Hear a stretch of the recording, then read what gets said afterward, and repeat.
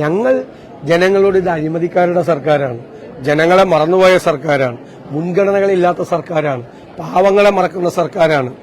ഈ സർക്കാരിനോടുള്ള അതിശക്തമായ പ്രതിഷേധം അഴിമതി ഉൾപ്പെടെയുള്ള കാര്യങ്ങളിൽ ഈ തെരഞ്ഞെടുപ്പിൽ പ്രതിഫലിച്ചിട്ടുണ്ട്.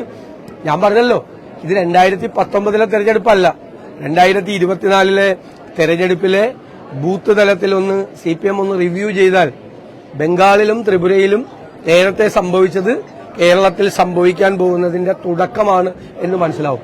പാർട്ടി ഗ്രാമങ്ങളിൽ വരെയാണ് ഒഴുകിപ്പോയിരിക്കുന്നത്, ഒഴുകിപ്പോയിരിക്കുന്നത്. ഇവരെന്തെല്ലാം പ്രചരണം നടത്തി.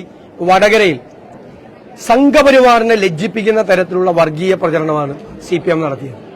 എന്നിട്ട് ഞങ്ങളുടെ തലയിലും ഞങ്ങളുടെ സ്ഥാനാർത്ഥി ഷാഫി പറമ്പിന്റെ തലയിലും കെട്ടിവെക്കാൻ ശ്രമിച്ചു. ഇപ്പൊ മനസ്സിലായില്ലേ, കാഫിർ എന്നുള്ള കള്ളപ്രചരണം നടത്തിയത് ആരാണ്? CPM തന്നെയാണ്.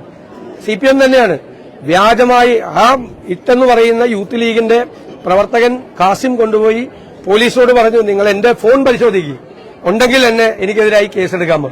ഇപ്പൊ പോലീസ് പറഞ്ഞിരിക്കുന്നത് കാസിമിന് യാതൊരു പങ്കും അതിനകത്തില്ല. അപ്പൊ ആരാണ്?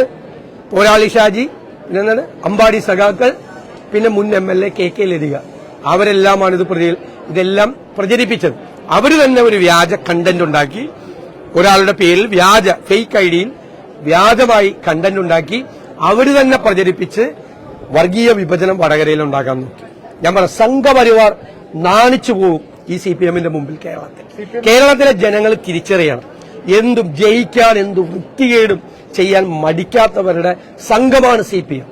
എന്തൊരു കേരളത്തിന്റെ ചരിത്രത്തിലുണ്ടായിട്ടുണ്ടോ ഈ കാഫിർ പ്രചരണമൊക്കെ? എത്രമാത്രം ഈ ഭിന്നിപ്പിക്കാൻ വേണ്ടിയിട്ടാണ്. അത് തന്നെയല്ലേ സംഘപരിവാർ ചെയ്യുന്നത്.